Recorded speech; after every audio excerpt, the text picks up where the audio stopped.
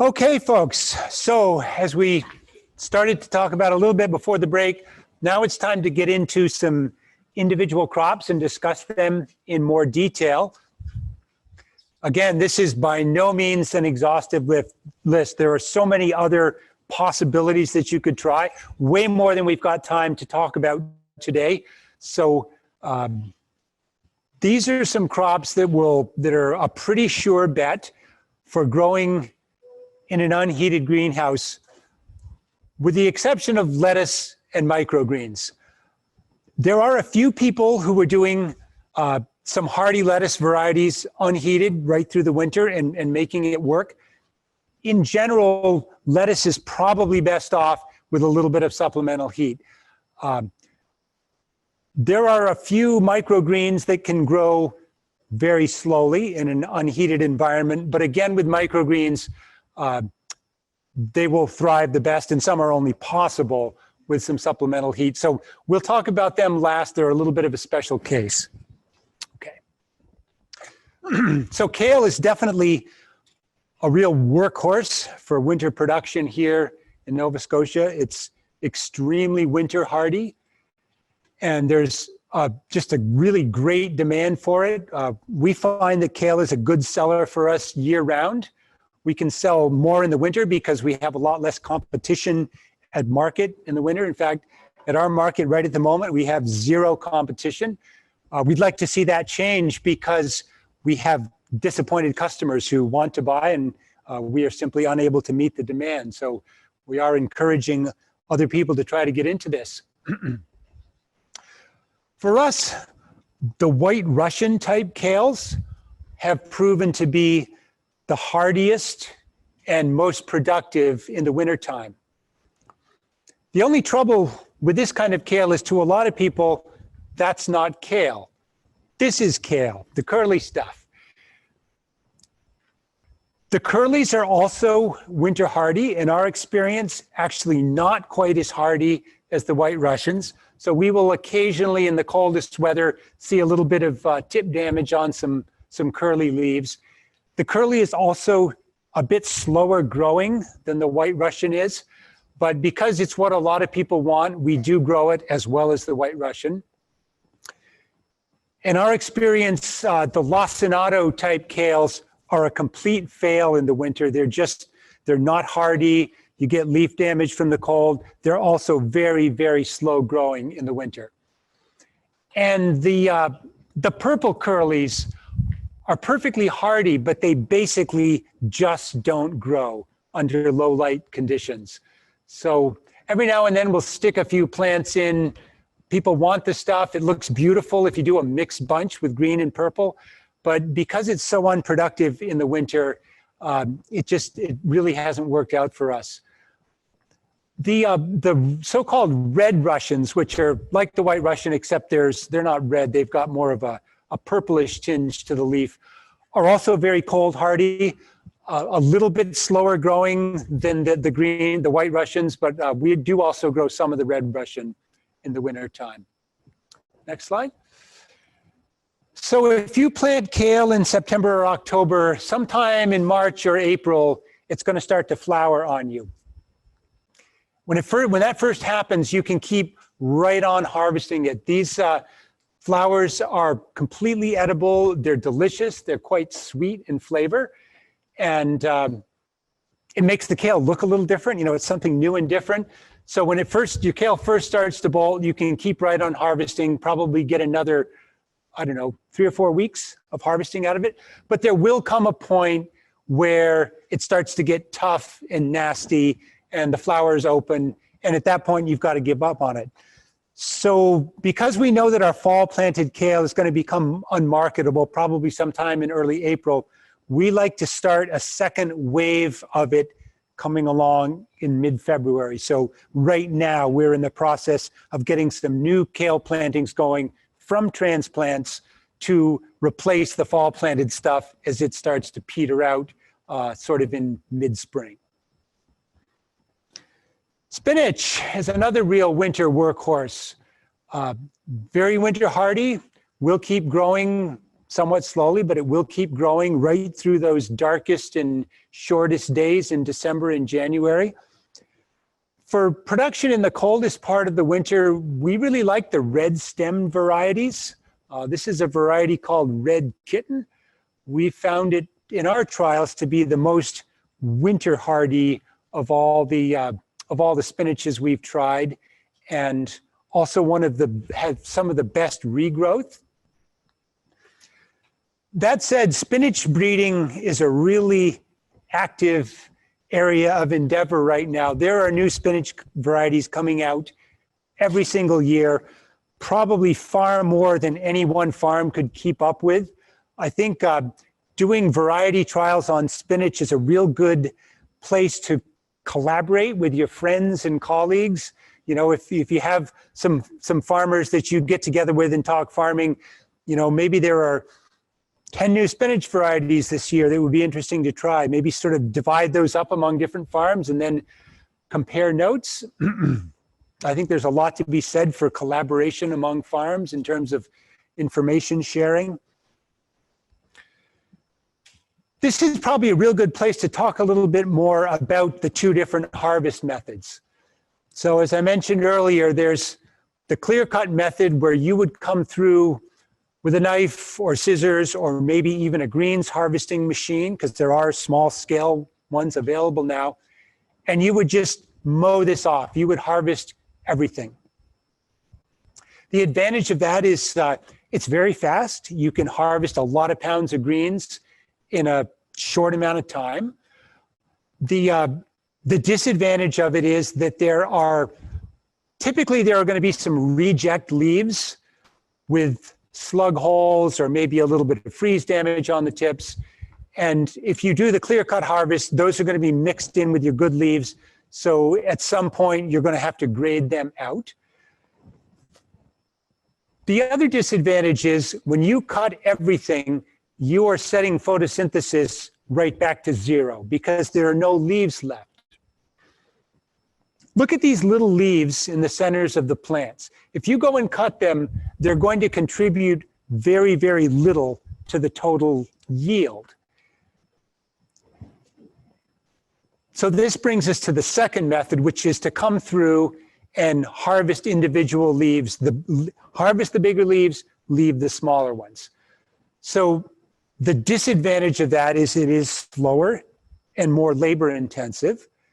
The advantage is you can do your quality control as you go. So you're coming through and you're only harvesting marketable leaves. And you're also leaving those little leaves in the center of the plant, which are then there, excuse me, to keep photosynthesizing. With the clear-cut harvest on a spinach crop like this, you would probably, in January, say, you would probably be looking at 5 to 6 weeks at least before you had harvestable leaves again. With the individual leaf harvesting, you're looking at more like 2 to 3 weeks before you have harvestable leaves again. Again, there's no right way or wrong way. There are trade-offs. You have to decide what works best for your farm. As I mentioned earlier, we found a yield advantage of about 25% over the course of an entire season by doing the selective harvesting as opposed to the clear cut, with the caveat that there was also row cover on versus row cover off, sort of confounding that. But you will definitely get a higher total yield with the selective harvesting. You will also invest somewhat more labor into your harvesting. You've got to make the choice of which way to go. Okay. I have to admit that before we started growing Swiss chard as a winter crop, I really didn't like Swiss chard very much as something to eat. I didn't like the texture, which was kind of leathery. I didn't like that oxalic acid flavor very much. But if you grow chard in the winter, it's almost a different crop. It's got this really mild flavor. The leaves are tender. They've got this kind of buttery texture. It's great. And we find that we have customers who didn't really like Swiss chard until they started buying it from us in the winter. And they would buy it because they were desperate for something green. And so if there was a bag of chard on the table, they'd say, well, I don't really like Swiss chard, but I'll try this. Then they come back next week and say, wow, that was fantastic. I'm taking another bag. I'm buying 2 bags this week. Chard is a little bit tenderer in terms of its resistance to cold than, say, spinach or kale. Definitely needs to be row covered. And this is a crop that we are back to hooping again for a couple reasons. As I mentioned, if the row cover lays right on the leaves, you can sometimes on a really cold night get a little bit of freeze damage right through the row cover. The other thing is that in winter, when the days are short and the light is low, the stems are not real strong. The stems are kind of delicate. And we found that as we were dragging row covers on and off, we were actually breaking some stems just from the action of the row cover. So we've now gone on our chard and on our taller plantings of kale back to having those polyethylene water pipe hoops over the chard. And the hoops are about, I don't know, 18 inches tall. Something like that, just an arch over the whole bed. Next slide. Yeah. Oh, yeah, thank you for bringing that up, Josh. It was in my notes to talk about that, and I got rolling and I forgot. So the colored chards are definitely really, really pretty. Our experience has been that they are both less hardy and quite a bit less productive in the winter than the solid green ones. That variety is a variety called green perpetual, and that is the one we're growing all green perpetual now. Usually on a given vegetable, we don't go with just one variety. We like to have some diversity there and kind of, spread our bets among different varieties. But with chard, the green perpetual has really been a standout in terms of cold hardiness and flavor and low light growth potential. So that's what we're going with these days. Yes. So in our greenhouses, spinach, mustard, claytonia, those are all direct seeded. Chard, kale, lettuce are all from transplants. Okay. So this is claytonia. This is a crop that probably, if you're not already selling it and your customers don't know what it is, it's probably going to need a little bit of customer education because many people have never seen it, never heard of it. This is a real superstar for winter production. For us, in terms of how fast it regrows in the depths of winter, this is the clear winner. It's also probably the most cold hardy of all the greens we grow. So these leaves are quite small. The biggest leaves here are maybe 1.5 inches wide. This is one crop where we do come through and clear cut it with scissors because it would take forever to pick individual leaves. That right there is an individual claytonia plant. There's another individual plant. So one plant puts out a tremendous number of little stems with a small leaf on them. If you haven't eaten this stuff, it's got a very mild flavor. I would describe it as kind of a nutty flavor. And the leaves are sort of thick and succulent, so it's a very pleasant green to eat. We have a restaurant that buys a lot of this from us, and they put it in green smoothies because there's no fiber to it at all. If you put this in a blender and make a smoothie out of it, it just sort of vanishes and turns to liquid. Unlike, say, a kale smoothie, which can have some chewy bits left over. Remember that claytonia was one of the crops in the planting dates slide, and we had a planting that we had made in, I think it was September 19th or 22nd, something like that. We started harvesting it in mid-November. That Planting is still going. We're now on the third cutting of it. It still looks like that. It looks great. Every now and then you can see a chickweed growing up through it. And so remember on the 3-foot wide by 90-foot bed, we sort of the baseline was $1,200 gross sales per bed. We've got a bed of Claytonia, which is now over $2,000. And by the time we finish up, it will have made at least $2,500. I don't know if we'll get a fourth cutting off it or not. We're starting to see a blossom here and there. And once it starts to bolt, the quality goes down pretty fast. So we may not get a fourth, but we'll certainly get 3 entire cuttings off of it. And we get a lot of repeat business on this. As I mentioned, a lot of people don't know what it is. I'll bet this winter I have explained 500 times what Claytonia is and what it tastes like and what you do with it. But you get them to buy that first bag of it, and they'll be back next week saying, wow, what was that stuff you sold me last week? It was fantastic. I want some more of it.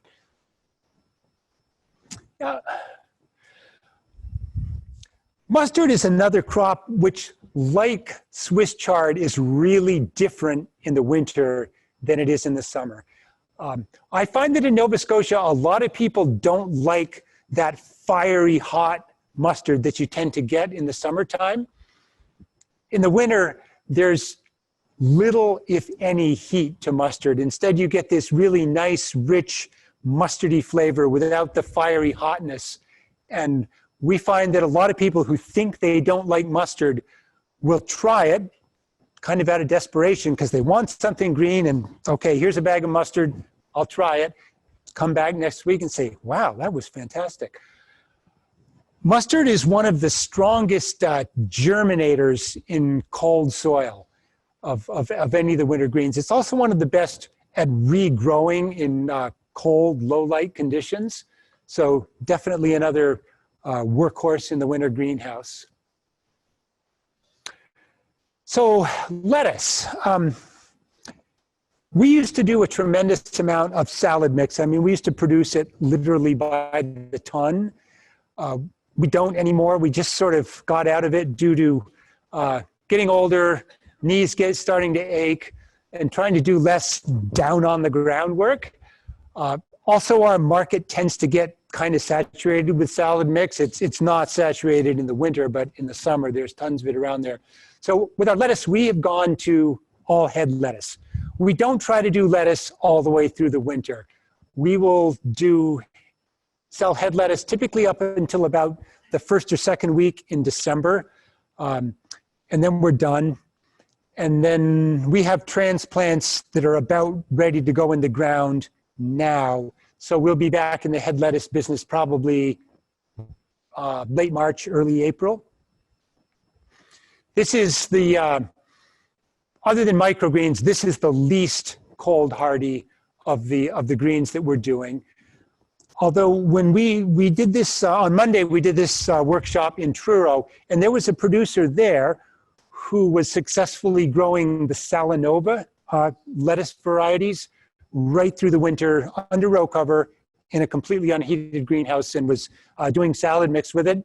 And it was working. You know, he said he was getting a little bit of cold damage, but you know, he felt it was little enough that to him, for his markets, it was worth trying to keep the lettuce going unheated right through the winter.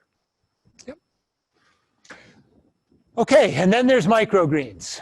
So I'm going to include under the heading microgreens some crops that a purist would say are not actually microgreens. And I'm thinking of things like pea shoots, sunflower shoots. You know, they're bigger than what a lot of people would say a true microgreen is. But really, the production, the marketing is very similar. So I'm just lumping all of these shoots and micros under the heading of microgreens. On our farm, working on microgreens, honestly, it's not our favorite job. It's kind of tedious. It's indoor work. You might argue that it's not really farming because, you know, we're growing them in flats instead of in the soil. But it's definitely food production, and it is by far the most profitable venture that we have going on our farm. You can hit sales of $275 per square foot every week. And you can do that week after week after week according to a very regular and reliable schedule. So especially like if you're selling to restaurants or something, you can offer them very reliable production. You know, you can say, I can have 10 pounds a week of this microgreen for you, and be much more confident of achieving that than you could with, say, production that's entirely in the field. You can do microgreens either in a greenhouse or you can do them in an indoor location completely under artificial light. We do both. So in the summer, we're doing pea shoots and sunflower shoots in our transplant greenhouse on benches. We find that in hot, sunny weather, we do need to use some shade cloth on them. You may need to do some market development with microgreens. I think we started doing them 11 years ago. Almost nobody was familiar with the concept back then. There's a lot more microgreens in the marketplace now, so a lot more people know what they are. But still, we find at farmers market, we often find ourselves explaining what microgreens are, what you do with them, and so forth. Okay. If you look in a seed catalog like the Johnny's catalog that has put a lot of emphasis on microgreen seed, there's probably 50 different crops now that are being grown as microgreens. We don't have time to talk about them all today. So I picked out some proven winners. I would say of all the micros that you could grow, these are probably the easiest and most reliable, in order with pea shoots being the absolute easiest and most reliable. Of this list, broccoli shoots being the most challenging, but still really quite easy. The other thing that I like about this list is these are all fast turnover microgreens. So your dates may differ from mine, but for us, all of these are produced in 8 to 11 days from the time that the seeds go into the tray. So if they're turning over fast, that means that for a given amount of bench space, you can get more production. Some of the other microgreens are more like 2 weeks, maybe even 3 weeks until they're ready. So the turnover on your bench space is slower, which means you would need to get more sales dollars like per tray or per in order to, to be able to compete with these. I don't mean to discourage anybody from trying some of these others. By all means, experiment, see what your market is interested in, see what your competitors are doing. All these different choices in microgreens is a good opportunity to sort of differentiate yourself in the marketplace. If the market is flooded with pea shoots, try something else.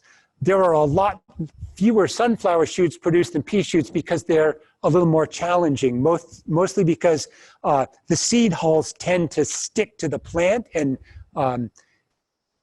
getting rid of them can be a little bit of a challenge, although when we speak specifically about sunflowers, I'll share some ideas with you on doing that.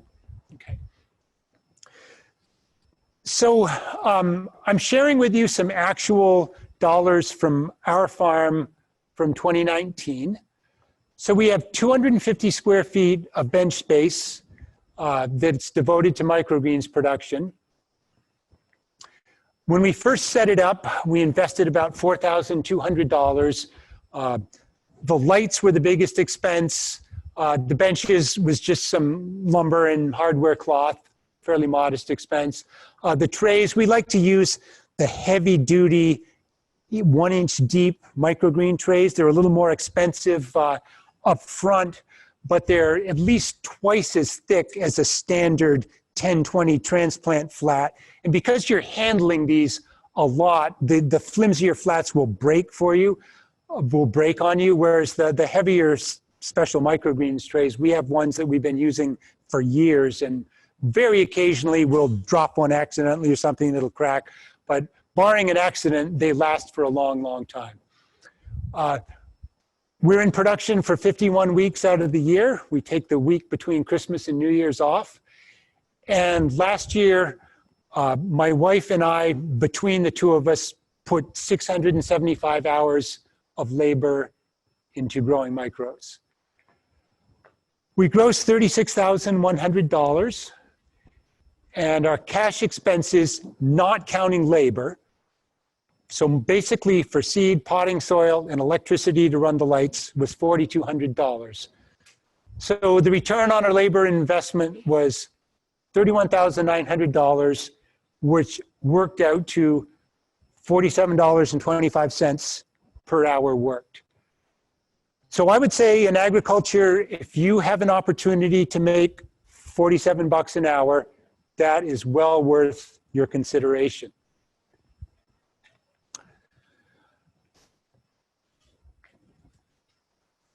As I mentioned, we do pea shoots and sunflower shoots in a greenhouse in the summer, but the rest of the year they're being grown actually in the basement of our house. And indoor growing means light, artificial light. So when we started out 11 years ago, LED lighting was still, it was out there, but it was still extremely expensive. And so we set up with all fluorescent lights. So we had solid banks of 4-foot fluorescent tubes, each tube spaced about 3 inches apart. And we found that we needed to keep those within 6 inches of the top of the crop canopy to avoid getting really leggy shoots. So crops did well under that. Working under those low lights was kind of a hassle in terms of getting in there and watering and so forth. It was doable. Also, all these lights were suspended from chains, so we could raise and lower them. We found that was a hassle and that we would basically just end up watering under those lights, being really careful not to get any water up into the electric lights, which were only 6 inches away. In the ensuing 11 years, LED lighting technology has really come a long ways. And as often happens with new technologies, the price has come way, way down. So here we have sunflower shoots growing in our cellar with the old split granite walls under LED grow lights. Remember that photosynthesis uses blue light and red light. So these lights put out the actual wavelengths that plants can use for photosynthesis. And when you blend blue and red, you get this weird pinkish purple color. So these two fixtures, which they're about 16 inches long and 8 or 9 inches wide, 2 inches thick, weigh about 10 pounds. Those two fixtures replaced 30 fluorescent light bulbs. And they're hanging 3 feet above the crop. So you've got all kinds of room to get in there to water, harvest, and so forth. And they're using half the electricity that the fluorescent bulbs used. We find that yields under the LEDs are at least as good on all crops, and on some crops, they're considerably better. Our experience, which admittedly is limited, so the results I'm going to tell you about right now are not the result of a properly controlled, replicated, formal study, right? This is our experience in our operation on our farm. So it's valid, but your results might differ. When we first started doing the LEDs last year, we did some side-by-side trials where on a given bench, we'd have fluorescents at one end, LEDs at the other. So same bench, same seed lot, same watering regime, all variables held constant except for the type of light. We find that the brassicas especially really, really like the LED light. On radish shoots, we got a 40% yield increase by weight in radishes under LEDs compared to under the fluorescents for half the electricity. So, you know, that was a huge win. We find that the pea shoots and the sunflower shoots are the same yield, maybe slightly better, certainly not worse. And again, you know how a Nova Scotia Power bill, over on the right-hand side of the bill, you've got your electricity consumption laid out for the last 13 months, so you can compare like January of this year with January of last year. We can actually see a decrease in our power bill. And really the only significant change we've made is we have replaced almost all of our fluorescent lights with LEDs, and within the next few months, all the fluorescents will be gone, will be all LED. We can actually see a modest but, you know, significant and measurable difference in the light bill, and yields are either holding steady or have increased significantly. So our feeling is that the LED lighting is a real game changer. Also, because the price of LEDs has come down so much, if you were starting out from scratch today, buying these is no more expensive than buying the equivalent number of fluorescents. So these fixtures cost $225 each. The manufacturer's warranty guarantees them for 35,000 hours of use. Now, they are manufactured in China. The manufacturer's over there. We haven't had to make a warranty claim, so whether that warranty is actually worth anything or not, I don't know. We've got some that we've been running for about 15 months now, and so far have had zero problems with them. So far, we're really happy. I totally am willing to share the brand. I just have to give a little caveat. You know, this is a publicly funded event, so we have to be careful not to be sort of impartial. You know what I'm saying? So there are literally hundreds of LED grow lights available now. On our farm, like if you go to Amazon.ca, which is where we're buying them, there may not be hundreds, but there are scores of different lights available just from Amazon. Out of those, we have trialed a grand total of 10. Okay, so we've tried 10 out of hundreds, and out of those 10, we have selected this one. So no guarantees that this is the best light available, that it's the best deal available, that Amazon is the best supplier available. So having said all that, the manufacturer of this light is Bestva, B-E-S-T-V-A. Bestva makes a bunch of different models. This is their so-called DC series. DC stands for dual chip, so that has something to do with the way the electronics of it works. So it's Bestva DC series. They make a bunch of different sizes. This is called their 1500 watt. Now, why they call it that, I don't know, because it actually draws not 1500, but 380 watts. So they make a 1000 watt, a 1500, a 2000, and a 3000. When I mentioned earlier that we were doing a little trial actually out in the greenhouse with some LED lighting, that's using the Bestva 3000 watts, which is twice the size of one of these. Yeah, and like I said, they're $225 each. And so they're hanging 3 feet above the crop, and at that height, we're getting adequate light on 4 feet by 4 feet of bench space.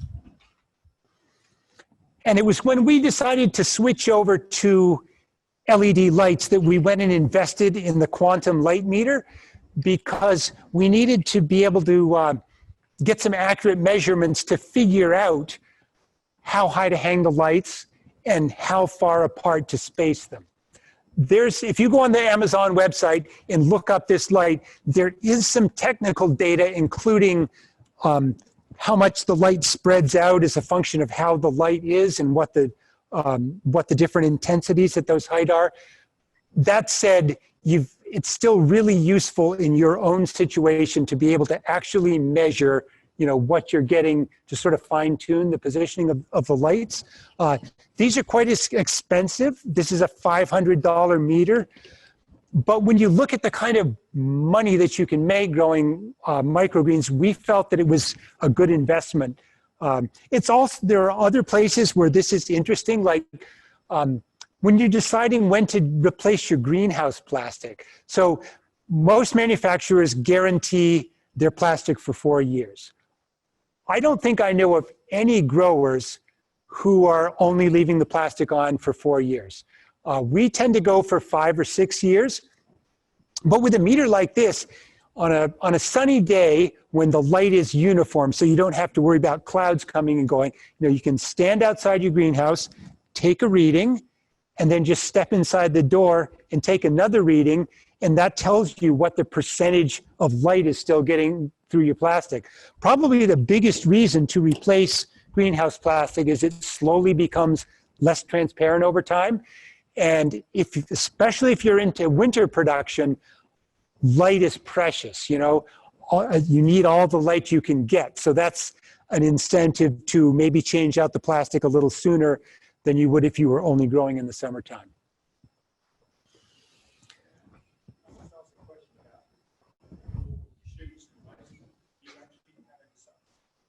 Yeah. So I guess I should have mentioned that our house is heated by a hot water wood furnace, which is sitting there in the basement. So that was our incentive for deciding to set up this little grow operation in the cellar of the house. We had a warm space that was not really fully utilized, so it made sense to set up the grow op there. So it's the temperature in there. Yeah, illegal. Well, it's all legal now, but right. Anyway, yeah. When we first started, it was the legal grow op. Yes. Who knows what the neighbors think when they drive by and they see the purple lights? But doesn't matter.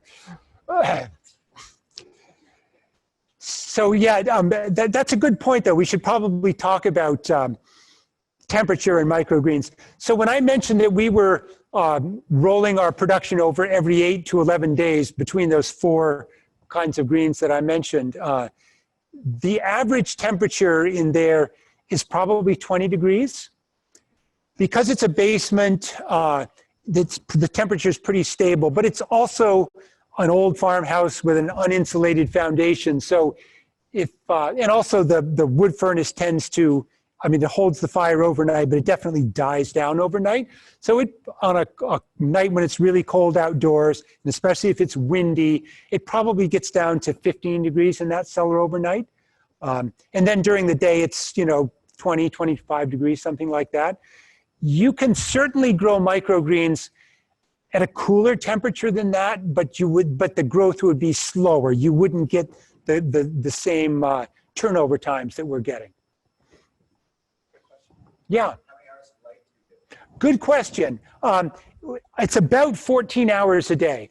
We will vary that a little bit based on how the plants are doing, and mostly that's because the temperature, we have temperature control in there, but it's not perfect. So like if we get a lot of really cold nights and it's windy, so it's cooler in that cellar, and we see that the crop is a little bit behind where we want it to be, we can compensate for that by bumping up the hours of light a little bit, but it's typically about 14 hours. Yeah. We're not. Other than with circulating fans. So we do have a couple of low-speed fans that are just gently keeping the air moving in there. And I'm glad you asked that question, because air movement is an important point. Typically, a tray of microgreens is planted very densely, and so there is the potential to get some rot and mold going down in those trays.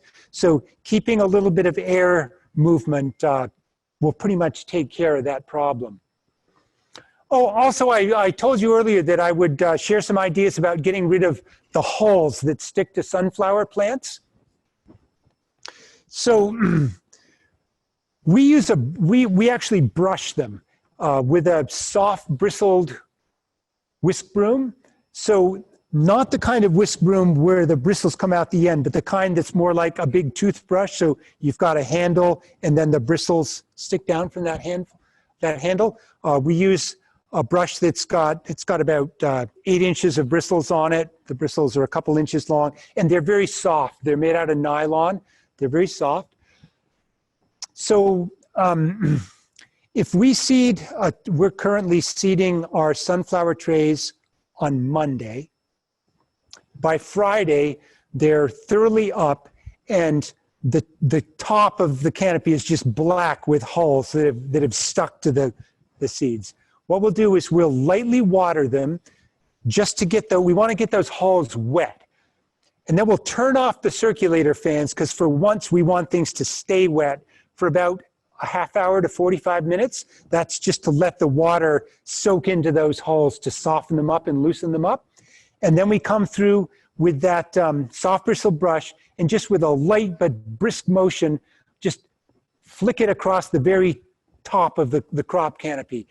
And the first time over, the hulls just go flying. Probably 95% of the hulls that are there come off on that first brushing. And then we'll brush them once a day for the following 3 days. So they get brushed 4 times altogether. And then on the afternoon of day 4, they get harvested. And we find that we can get rid of almost all the hulls that way. There are always a few sunflowers shoots that are behind the others. So they're little ones that are down in the canopy. And so the brush never gets to them. So you will get a few of those stragglers down in that have hulls stuck with them. And as we're harvesting, which we do just by hand with scissors, grab a fingerful of sunflowers and snip them. As before we grab each fingerful, we'll take a quick look. If we'll see a hull, try to pick it off. Either it will come off or the whole shoot comes out. Either way, it gets chucked to the side to feed to the chickens. And yeah. Sure. Irrigating. Do you bottom water, top water? Great question. So pea shoots and sunflower shoots, we top water just with a fine water breaker on the end of a wand. Radish shoots, and we do wash our sunflower shoots and our pea shoots. So if we get a little bit of potting soil splashing up onto them, it doesn't matter because we're going to wash them. We don't wash our broccoli shoots and our radish shoots because they're very, very delicate and they don't hold up well in a spinner. They also don't keep well in a bag if they're at all wet. So those we bottom water using a thing called an aquamat, which is, you can get them from Halifax Seed. If you imagine a sort of a pad of some sort of synthetic fabric that's thick, maybe 3/8 of an inch thick, and they come in different widths, whatever the width of your bench is. So if you got a 4-foot bench, you buy a 4-foot wide aquamat, and you can cut it to whatever length you want. It's got waterproof plastic on the bottom that kind of laps up over onto the top a little bit, and then it's got landscape fabric on top. So the landscape fabric is slowly permeable to water. As it comes from the factory, it's also got 2 lengths of drip tape running down through it. The idea is you hook the drip tape up to a water source and the water diffuses out from the drip tape. What we found is that the watering from the drip tapes was kind of uneven, and we ended up having water dripping out the end before the mat was thoroughly wet. So we just pulled the drip tapes out and we just water ours from the top. Before we put the trays on, we'll just soak it down, soak the aquamat down with a hose from the top, and the water will pond up on top of that landscape fabric, but within a few seconds, it soaks down through. And that thick pad in there stores a lot of water. You have to use trays, of course, that have drain holes in the bottom so that the water can wick up into the tray. But we find that that works just great for the radish shoots and the broccoli shoots. Are you saying you don't add any more water? We will add more water. So that first watering is probably good for 2 to 3 days, depending on the temperature. So in the summertime, less. In the winter, when it's sort of cool and humid, probably 2 or 3 days. When we space the trays on the aquamat, we leave a couple inches between the rows of trays, and then we just come along with our water wand and with a real gentle flow, hold it right next to the surface of the aquamat and just let the water gently flow up between those rows of trays. And the rows of trays act as a dam that sort of holds the water from running right off the end of the bench and gives it time to soak back in. It's one of those things that you will have to work with your own situation, you know, depending on your temperature, your humidity, and so forth, to figure out the right intervals. But, you know, it's really easy. You just come along and pick up the edge of a tray, and you very quickly learn from the weight of the tray whether it needs more water or not. But yeah, aquamats are really useful. Any other microgreen questions? So while we're on the subject of watering, this wasn't really planned, but these are things called tornado misters, which we really like for in the soil production for crops that are direct seeded shallowly and planted very close together, like a salad mix lettuce, as you see here. Or we also use them out in the field for germinating carrots, say. We plant a lot of carrots in July. That's our storage carrot crop.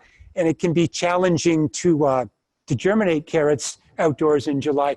These things put out a super fine fog of water. So there's no droplet impact on the crop or on the soil surface. So very gentle, it just gives a nice gentle soaking. They put out a 4-foot diameter circle of water. You can also get other models that do, I think, a 6-foot circle. And yeah, they've worked out really well for us. I have not managed to source these in Canada. I haven't tried for a few years. We've been getting them from a company in California called Dripworks.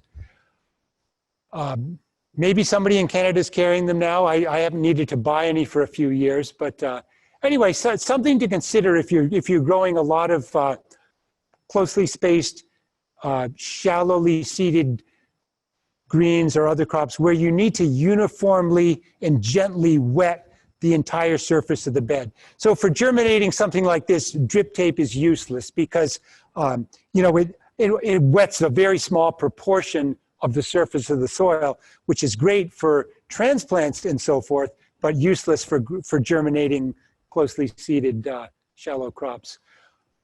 When we do our transplanted crops, we like to, so we're transplanting by hand.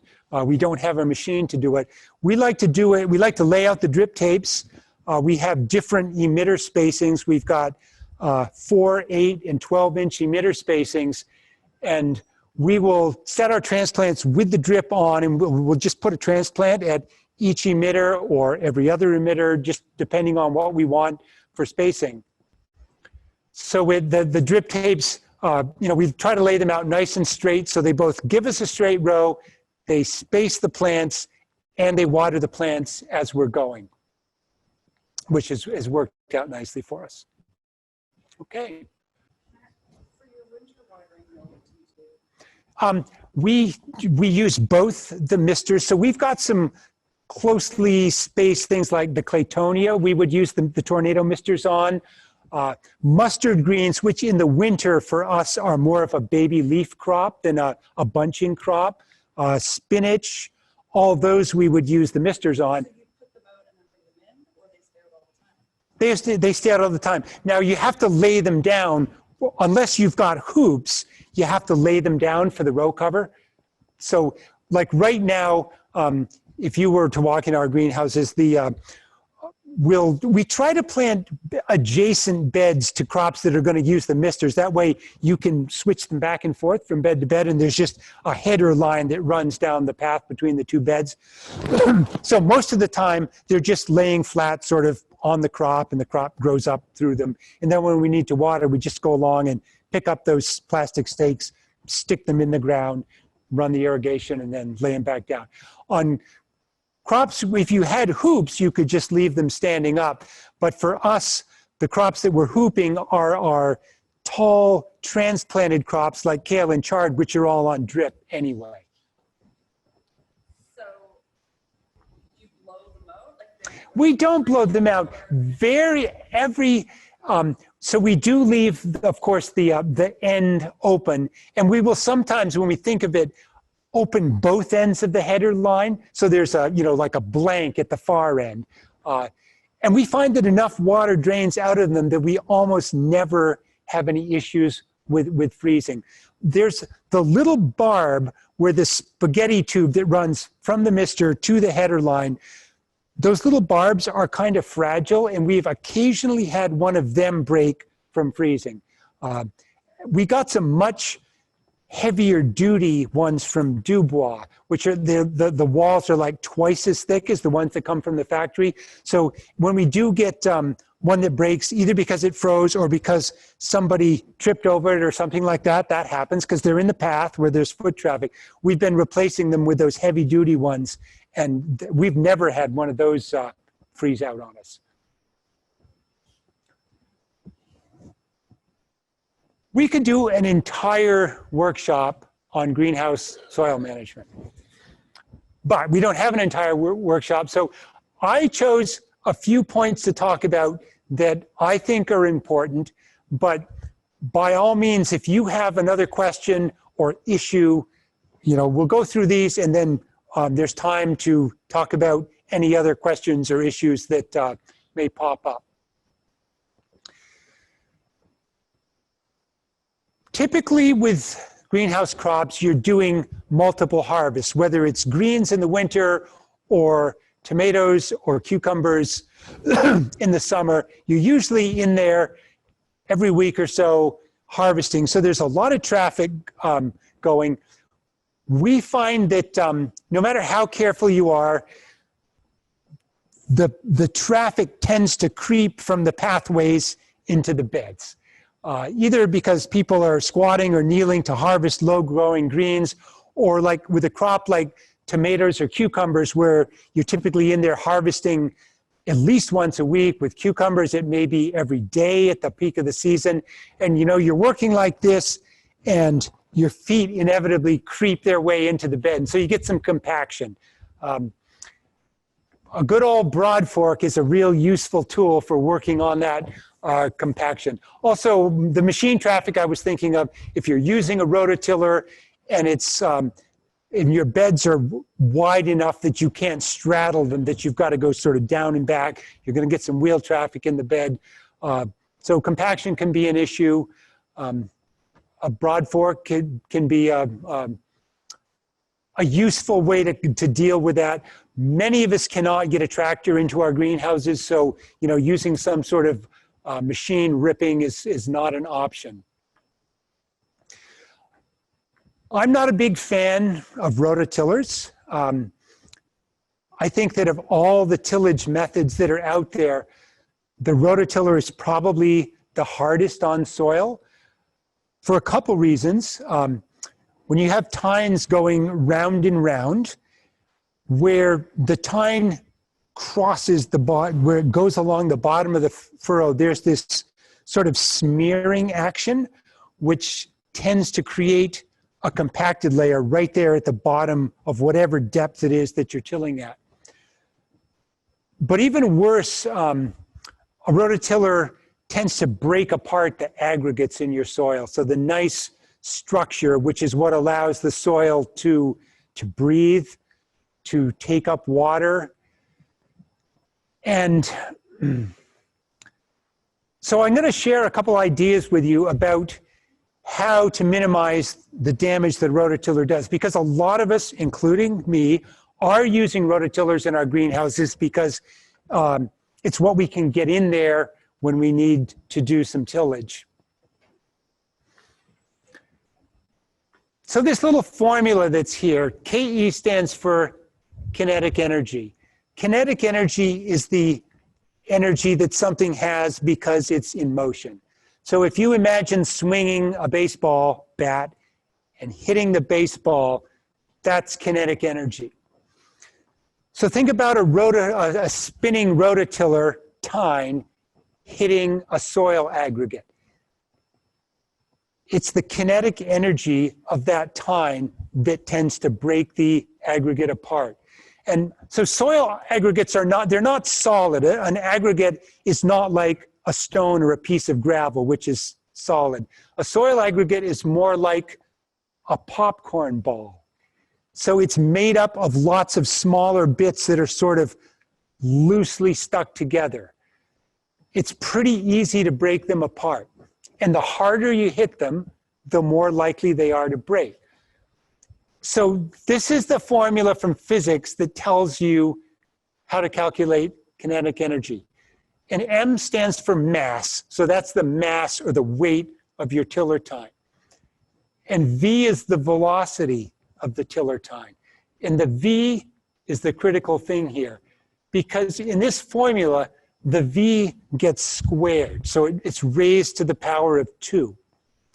What that means is if you double the speed at which your rototiller tine is spinning, the energy with which it smacks into that soil aggregate isn't doubled, it's quadrupled, because 2 squared is 4. Does that make sense? And then the whole thing is divided by 2, but that's basically irrelevant. It's the V squared that we're focused on. The point I'm trying to make is this. The faster you run your tiller, the harder it hits those aggregates, so the more likely it is to break them apart. So I talked about what happens when you double the speed. But now let's think about cutting the speed in half. If you slow the speed of the tine down by half, the energy with which you're busting apart your aggregates doesn't decrease by half. It's now 1/4 of what it was. The point I'm getting at is if you will have the patience to slow down the engine on your rototiller, you will be much, much easier on your soil aggregates. And I would encourage you, try this at home. You can see the difference. Do some tilling with your throttle wide open and just look at what's coming out the back. You will probably see some intact aggregates, but also a lot of fine stuff, which is where you smash the aggregates apart. And then throttle it back to where it's just above stall speed. So it's going to take a little patience to do this. You know, instead of taking 2 minutes to till your bed, maybe it's going to take 4 minutes now. But you will be able to see the difference in what's coming out the back of the tiller. If you run it slow, you will see a lot more intact aggregates and a lot less fine powder coming out the back. And that means your soil is in way better shape. When you break apart the aggregates, the soil is much more likely to crust over. So you're going to have more issues with seedling emergence, with water infiltration, things like that. Well worth your consideration to invest a little bit more time to put into your tillage in the interest of keeping your soil healthy. You know, we tend to work our greenhouse soils pretty hard. That's high valued real estate. We can generate a lot of revenue from it. We work it hard. It makes us a lot of money. That means it deserves to be well taken care of, as well taken care of as we possibly can. Is everybody familiar with the concept of EC in soils and potting mix? EC stands for electrical conductivity. So pure water is a very poor conductor of electricity. But as you start adding salts of any kind to water, the conductivity increases.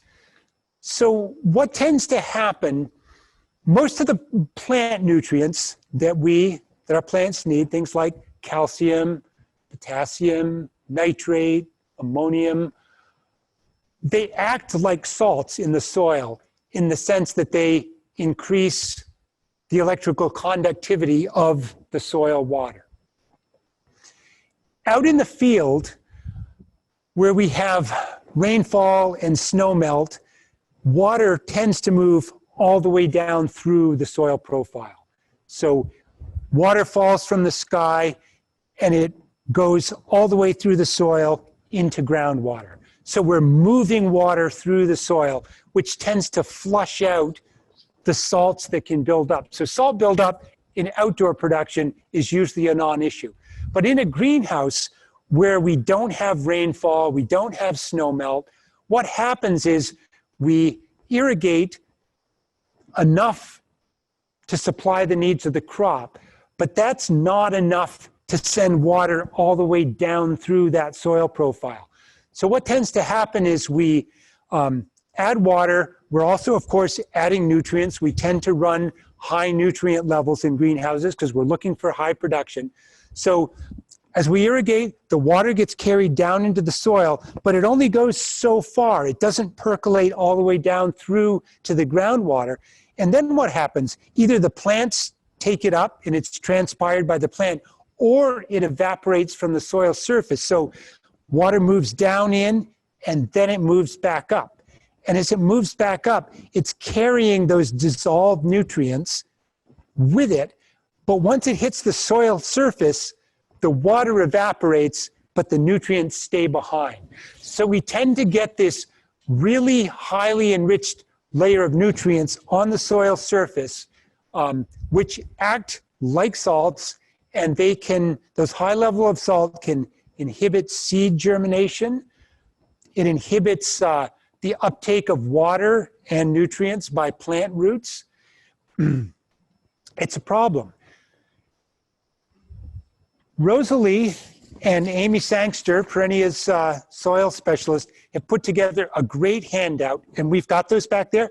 So on the back table, they put out a handout about soil EC in greenhouses and what to do about it. Definitely pick one of these up. They did a really great job on it, and it will explain in a bit more detail and with some pictures what we've been talking about here. But to help avoid building up EC, we need to be really careful with nutrient management in our greenhouses.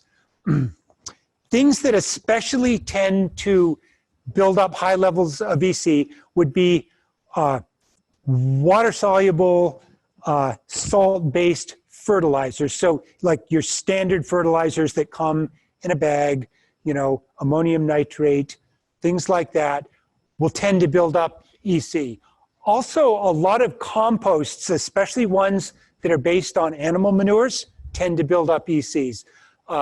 So try to avoid applying excessive amounts of nutrients and try to think about applying nutrients in forms that are less likely to build up EC. If you do get a problem with high EC, you can deal with it, but it's probably going to involve taking the greenhouse out of production for a while. Sometimes people will take the plastic off and like leave it for 6 months over the winter when there's a lot of rain and snow to actually get water moving all the way down through the soil profile to flush those salts out.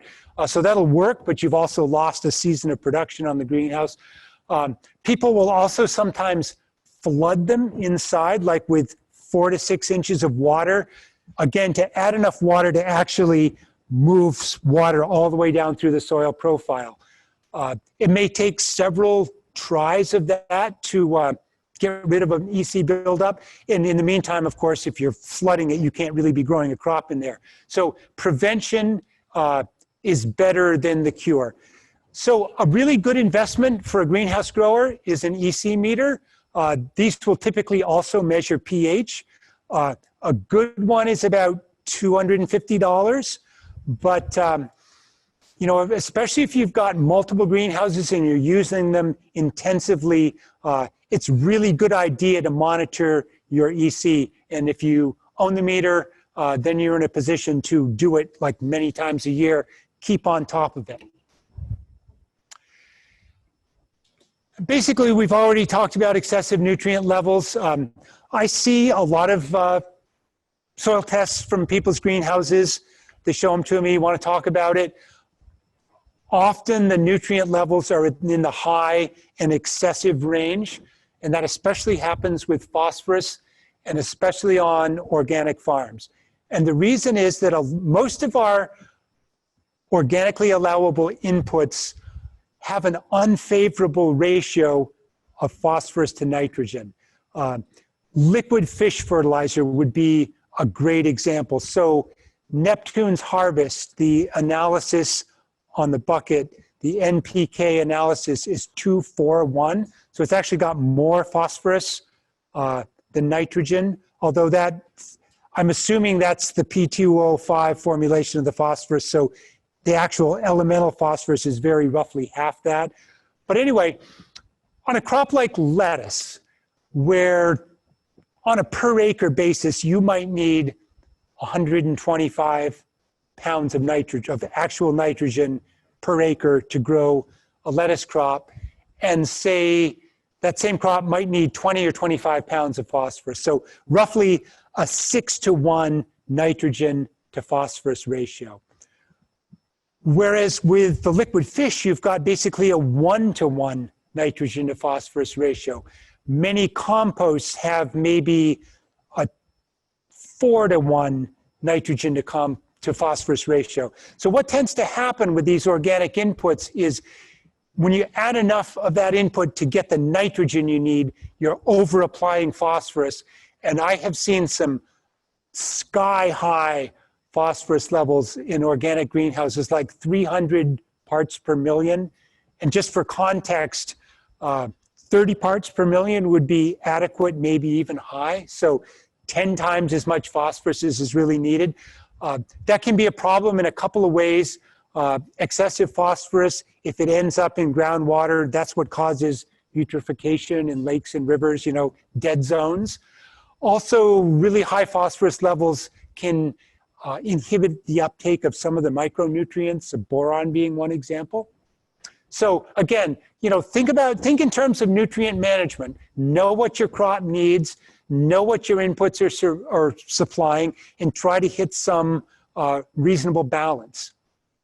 We also see a lot of high pH in greenhouses, especially where a lot of compost is being used. Most composts have a pH of 8 or higher, so they're alkaline, and year after year of compost application can raise your pH. If the pH gets up into the 7+ range, the availability of a lot of plant nutrients starts to go down. Most plant nutrients are the optimum pH range for them to be plant available is like 6.5 to 6.8. So once we see pH going over 7, that's a concern. Again, most EC meters will also measure pH, so you can be monitoring your pH. A useful way to counteract high pH is to add some peat moss to your greenhouse beds. It'll help build the organic matter.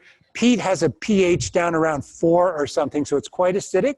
So, a bale or two of peat per bed per year, if you've got a pH problem, can start heading that pH downward into the more desirable range.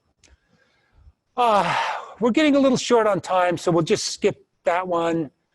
Okay, pests. This is the last section of the presentation. The good news on pests is that many of the pests that are bothering your crops in summer are completely inactive in the wintertime because of cold and short days. The bad news is there are a few pests that do manage to stay active during the winter, and they can be quite a problem. So we're going to talk about dealing with that small handful of pests during the special conditions that we run into in the winter. In the interest of full honesty and disclosure, it is possible that winter production will make your pest problems worse on this small handful of pests that do go through the winter. And the reason is you're providing a bridge of food and habitat right through the winter. Whereas if you have greenhouses that you only use in the summer and there's nothing growing in the winter and you let them freeze, any pests that are in there are probably going to die out from lack of food or from cold. Whereas if you have nice green crops protected under row cover going all winter long, you have provided this bridge of food and milder temperatures for your pests. But there are ways of dealing with these pests. And basically what we're talking about is 3: slugs, aphids, and rodents. Mostly voles on the rodents, although rats and mice can sometimes also be a problem. So we're going to take a look at dealing with those 3 pests under winter time conditions. Slugs slow way down in the winter, but they don't stop dead. So they don't seem to reproduce very much in the winter, but the ones that are there that carried over from summer and fall will continue slowly feeding on your crops in the winter. And because your crops are growing slowly in the winter, it's a little bit of slug damage can be a big problem because the crops can't sort of grow ahead of the slugs. Next one.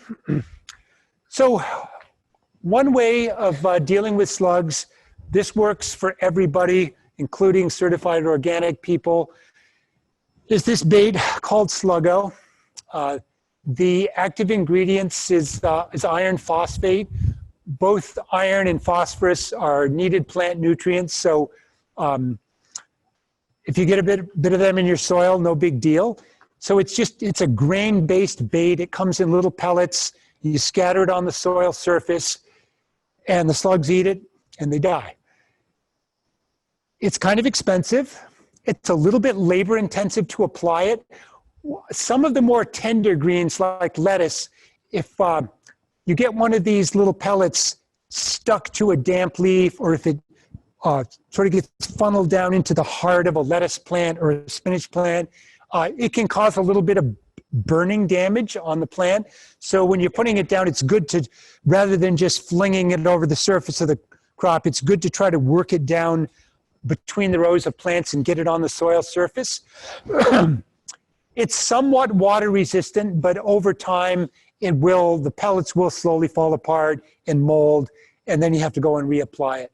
We find it in the wintertime, we put it down typically once a month, and it won't eliminate your slug problem, but it will keep the slugs sort of down to a dull roar at a level that you can live with economically. Next slide. There are also predators of slugs. Some of you have probably observed these big black ground beetles. I mean, these guys are big. They're an inch long. This is a species called Carabus nemoralis. We see them running around on our greenhouse soil, the surface of our greenhouse soils, and we had read that they ate slugs, but we kind of wanted to see for ourselves. So we caught a beetle and we caught some slugs. And by the way, this is the so-called gray garden slug, sometimes called the gray field slug. We have numerous slug species here in Nova Scotia, but this is the real problem one. This is the one that is, if you've got slug damage in your crops, it's almost certainly from this particular species. The ground beetles are mostly nocturnal. So when we did this little experiment, we folded up a towel and laid it over that dish so that it was dark in there, and came back an hour later, and that's what was left, some puddles of goo, and the beetle was still feeding away. So the point is, if you see these guys running around in your greenhouse, don't squash them. If you're rototilling along and you see one trying to run away from the rototiller, stop and either let it get away, pick it up and move it. These are large beetles and they will eat a lot of slugs. They are definitely an ally and they're worth trying to take care of. With all pesticides, off-target effects are a concern. So when we started using Sluggo, we kind of wondered, do the beetles eat it and does it harm the beetles? So we teamed up with a friend who at the time was a graduate student at the Ag College, and he was working with ground beetles, actually not on slugs, but as a biocontrol for blueberry maggots. And we set up a little experiment in the lab there where we offered Sluggo to a bunch of ground beetles to see if they would eat it. We also had slugs in there that would eat the bait. And then the question is, if the beetle eats a slug that died from the bait, does the beetle then die? And it was a smallish experiment, so probably not completely definitive, but the bottom line is we saw no evidence that Sluggo was harming our ground beetles. So we were really glad to see that. Next slide. There's one other species, Pterosticus melanarius. This is also a big ground beetle. It's about 1 inch long. This one is coal black, and it's got these distinctive lines on the abdomen. These guys also eat slugs. So if you see one of these running around, don't squash it. It's a friend. So aphids are another problem, pest that can be a problem in the greenhouse. There are really effective biological controls available now for aphids. So basically, good bugs that eat the bad bugs. And in fact, most of the big, large-scale, non-organic greenhouses are now using biocontrols for aphids instead of spraying. And the reason is the biocontrols work better, they're cheaper, and you don't have the restricted entry interval issues that you have if you spray an insecticide inside a greenhouse and then you've got to lock everybody out of it for 8 hours or 12 hours, 24 hours, whatever it says on the pesticide label. So here we have some aphids on the underside of a leaf, and these guys are getting hammered by 2 different biocontrols. So this is the larva of a hoverfly, and shortly we'll see what an adult hoverfly looks like. And it's physically eating the aphid, so it's a predator. These are dead aphids that were parasitized by a teeny tiny parasitic wasp. Next slide. So the female wasp actually lays an egg inside the body of the aphid. The aphid hatches, or the egg hatches inside the aphid, turns into a larva, which eats the aphid from the inside out. And then it pupates inside the aphid.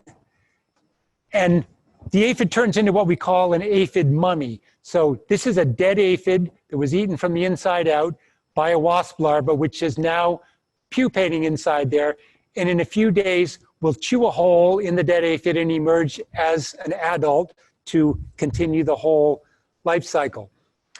So you can buy little bottles of those parasitic wasps. You can get them from Halifax Seed, for example, and release them in your greenhouse.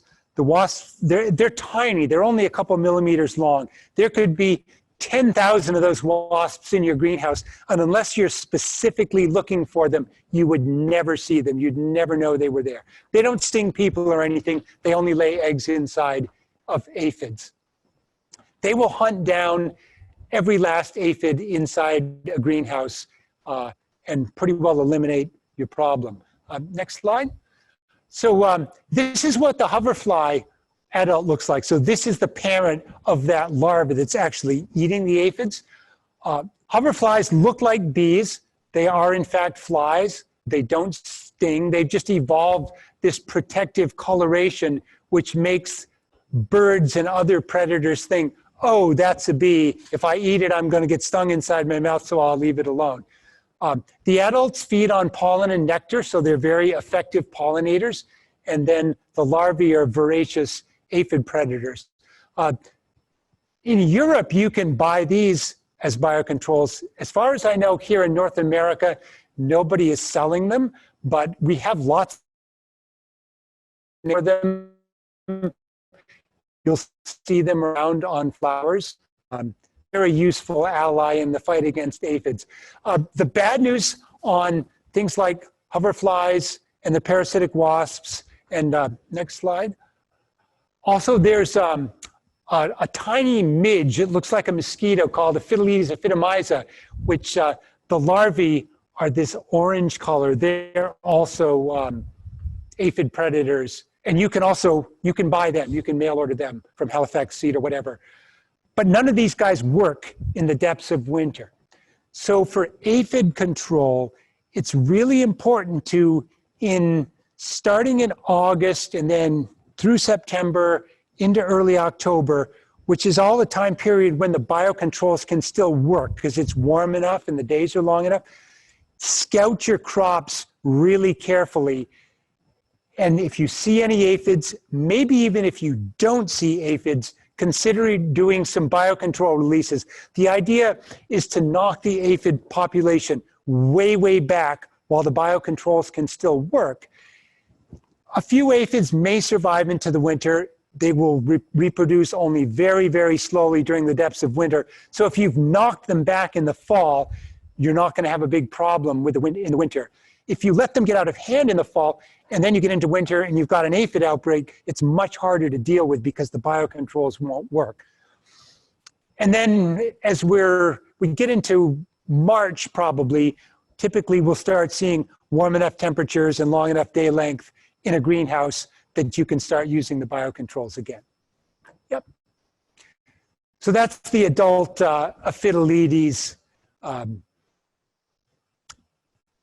The adults feed on honeydew, which is the sugary secretion that's the waste product from aphids. The adults are not involved at all in the aphid biocontrol. It's the larvae that do all the work with them. These guys are incredibly hard workers. You know, their goal in life is to eat and reproduce. So you buy a little bottle of them, you let them go in the greenhouse, and they do the work. And they will do the work very, very well.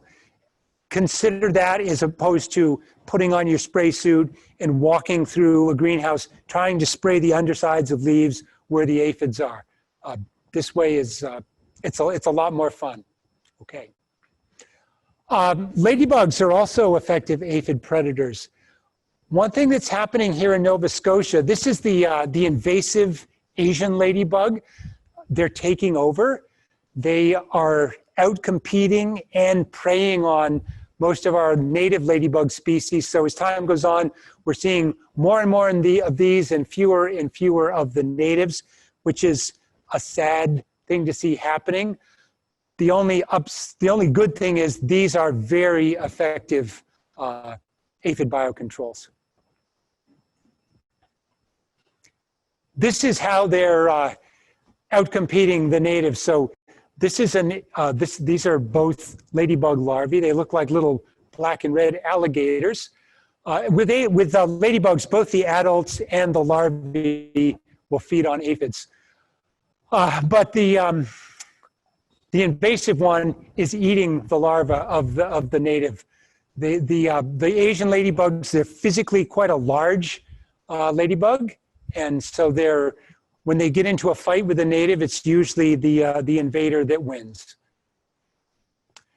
And then finally, rodents. Yeah, that's a vole. If you go back, yeah. If you're a vole and there's you manage to get inside a greenhouse where there's row covers to hide under and green stuff to eat, it's like paradise in there.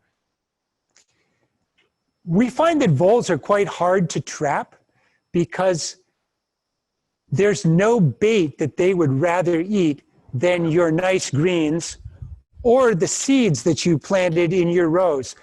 We've had voles go down rows of newly planted spinach seeds and find essentially every seed and eat it. So we've had to go back and reseed. If you're not organic, using poison baits is an option, but the baits are optimized to attract rats and mice, not voles. And what I hear is that voles don't really go for the baits that well. The things that we found most attractive, most effective are to have some cats around the place. Also the tin cat type of traps. So these are the little metal boxes. They work kind of like a lobster trap. They've got a one-way door. Voles are attracted to tunnels and little hidden places that they can get into. So they go in through this one-way door and then they can't come back out. Like I said, we have not really found much in the way of bait that is attractive to voles. So we try to set the tin cats in where we can see where there's vole traffic, because there's a hole, a burrow down in the ground or whatever. set the tin cats, and you sort of go away and forget them, and then 2 weeks later you remember and you go and look, and yeah, there's 5 mummified voles in there. Again, thinking back to the polycarbonate perimeter insulation, that would be pretty hard for these guys to chew through. They'll chew through styrofoam with impunity. So I think that the polycarbonate should help a little bit with keeping the voles out. If you do get rats or mice coming into your greenhouse, we find that they're a lot easier to trap with snap traps. We're organic, so we don't use baits. But, you know, it seems like at different times, different baits work well. Sometimes it's peanut butter, sometimes it's cheese, sometimes it's bacon. But if we do get an issue with rats and mice, we find that with a little bit of persistence, we can usually trap them out, no problem. Yep. And then the last slide might seem to have nothing to do with winter greens production, but we find that pasture laying hens are an enterprise on our farm that synergizes really nicely with the winter greens production. So in the summer, they're out on pasture, and we are doing what I would call intensive pasturing. So they're getting a new piece of ground every single day. So we're moving their portable shelters forward, and then we move the electrified poultry netting forward. So this was taken just after a move. You can see they've pretty much abandoned the grain feeders, and they've all swarmed in to the new grass. They're eating green stuff. They're finding bugs and eating them. Doing this, you can produce a really, really high quality egg that when a customer cracks it open, you know, the yolk is dark yellow. The flavor of these eggs is amazing. You can build up a nice egg business doing this. Then in the winter, if you're in the greens business, you are always going to have some reject leaves, you know, kale leaves with a slug hole in them, chickweed that grew up, or other weeds that grew up in your beds that you've weeded out, microgreens trays. So after you cut the microgreens, there's always some green stems and some little bits of leaf and so forth left on the surface of the tray. So our chickens in the wintertime, they're in a chicken house with you know, a deep litter pack. You can just dump those microgreen trays in there. The chickens will pick out every last little bit of green that's in there. So by giving them these greens in the winter, you're maintaining that really high quality on the eggs. And the potting soil that was in the microgreens trays just gets mixed in with the chicken manure, and it makes a beautiful compost substrate in the spring when you dig it out. I mean, it's rocket fuel for a compost pile. So I just threw that in there as another enterprise that ties in really nicely with winter greens production. And that is, in fact, the last slide and the end of the presentation. So if there's any more questions, we probably can steal a few minutes. It is noon, but maybe we can steal a couple minutes. And if not, we're good. Yeah. We have. And I thought about getting into no-till and decided we just didn't have the time. There is going to be a workshop on March 9th and 10th over in Charlottetown that is going to be about organic no-till. I'm going to be there. Somebody from Cornell is going to be there. Andrew Mefford from Growing for Market is going to be there. He wrote a book last year about organic no-till. Yeah, come to that. But yeah, real briefly, we have been experimenting with zero tillage replants on some of our beds. It's especially easy where you have like a big crop like tomatoes coming out, where you're pulling the roots out. The bed was mulched. For us, it was mulched with chop hay. So we've got a low weed situation and a plant where it's easy to remove the entire plant. So we can rake aside that mulch, and we've got a very clean bed. We have direct seeded spinach and mustard into beds like that without any further tillage. And the results so far are looking pretty encouraging. Yeah, I think organic no-till is kind of the next frontier. And if you can make it to Charlottetown in March, it's going to be a really good workshop.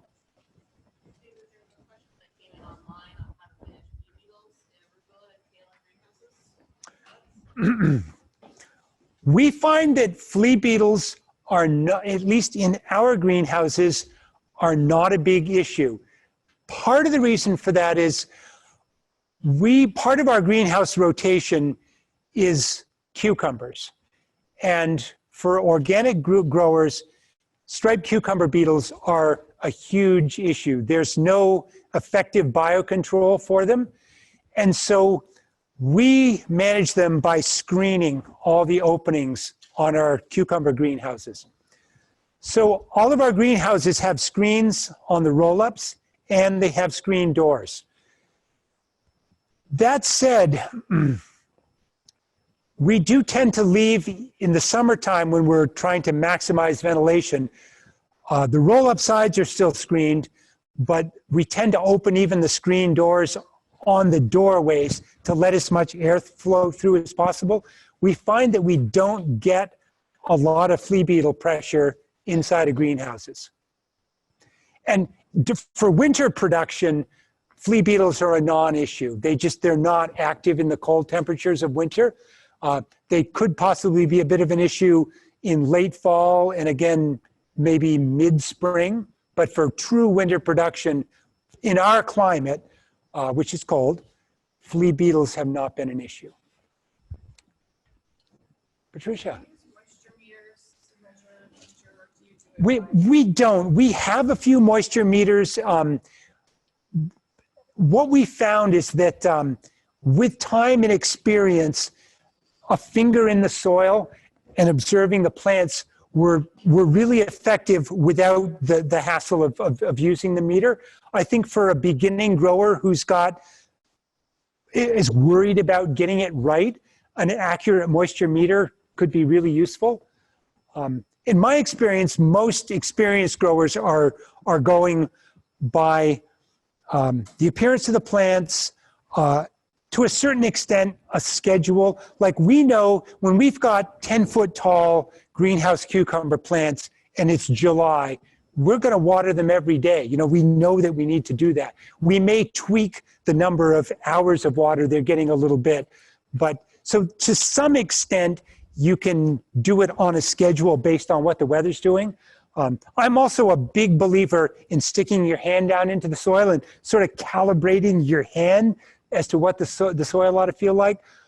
On the subject of moisture meters, if you're going to buy a moisture meter, spend the money and get a good one. These $9.95 ones with a couple little wires that you stick down in the soil are probably worse than useless. And I say worse than useless because they may lie to you. You know, they may give you a false reading that makes you do the wrong thing. So with any kind of measuring instrument, in my opinion, it's worth spending the money to get a good one that you can trust. Anybody else?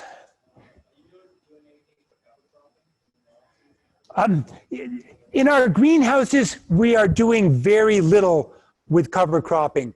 We would like to do more with cover cropping. The issue is money. You know, so to grow a cover crop in a greenhouse basically means taking that bed out of production. We have experimented with cover crops grown as an intercrop, like under a tomato crop. We weren't real happy with the results. We've grown white clover as a sort of a living mulch under a tomato crop, and found that we got more foliar disease on the lower leaves of the tomato plants than we did. What we like to use is a chopped hay mulch, either chopped hay or long hay, either will work, or straw.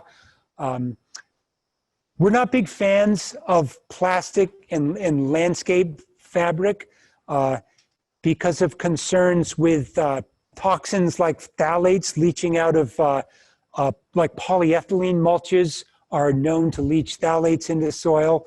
Also, long-term,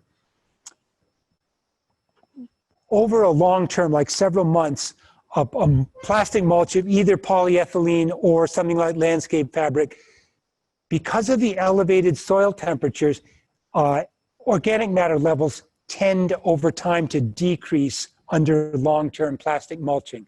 So we like biological mulches like hay, straw.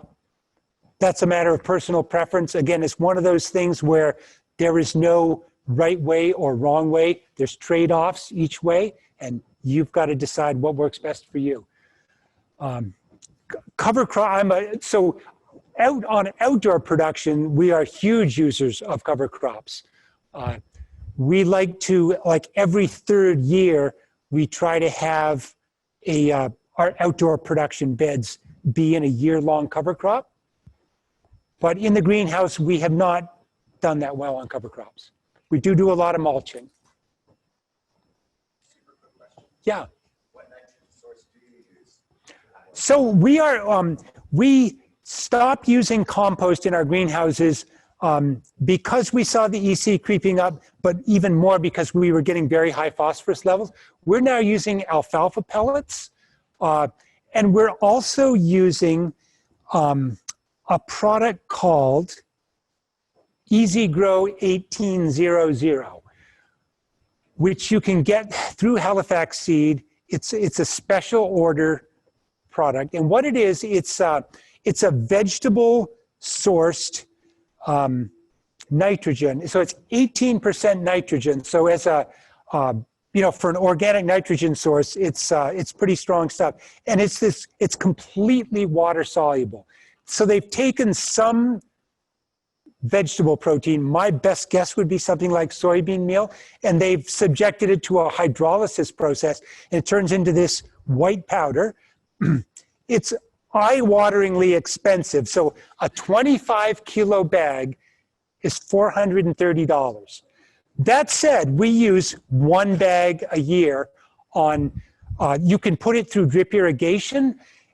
There's no phosphorus with it, so it's all nitrogen, so you don't have any of the baggage coming along with it. So on long-term greenhouse crops that are heavy feeders, like tomatoes, like cucumbers, it's, you can mix it up with water, put it through a dosatron and right into the drip. And so it's a way of spoon feeding a little bit of extra nitrogen as you feel your crop needs it without the baggage of extra phosphorus that you get with something like Neptune's Harvest, which is what we used to use. Also, it's a lot more dosatron and drip tape friendly than liquid fish is. You definitely can put liquid fish through those, but you need to do a really good rinse out, probably with a little bit of detergent in it.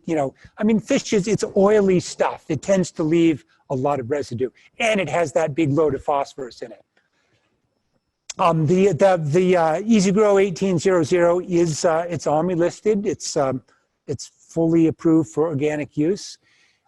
Works nicely on transplants, like your transplants that are in the trays or pots for longer, where you're trying to grow a big transplant, like say a tomato transplant. Our experience has been that none of the organically allowable potting mixes have enough of a nutrient charge to carry a transplant for 5 or 6 weeks, say. So that this Easy Grow stuff has been a nice supplement for transplants.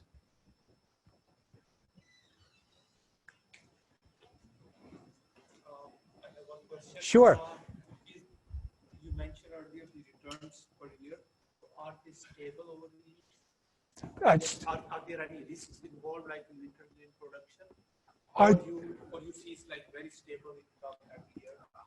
Well, the risk, of course, is weather. And honestly, I think our weather here in Nova Scotia is becoming more extreme and more erratic. I honestly believe it is getting harder to produce food in Nova Scotia. That doesn't mean we should give up, but it do means that we need to be adaptable and resilient and so forth. So the risks would be a catastrophic snowstorm that collapses your greenhouse or your caterpillar, or a catastrophic ice storm where we're without power for several days. Say you've got a microgreens operation where you're using artificial light. It's not at all unheard of around here now for power to be out for 24 hours, or we had this hurricane in September where our power was out for 4 days. So if that's the case, you need to invest in a generator so you can make your own power. So yes, there are risks. The biggest risks are weather related, and through investments, we can mitigate those weather risks. So we buy a generator so we can make our own power if we need to. If we're building a greenhouse, we think about paying for all the extra bracing and so forth so that the greenhouse is better able to withstand those big snow and wind loads. Does that more or less answer your question? Yeah. I think we're done.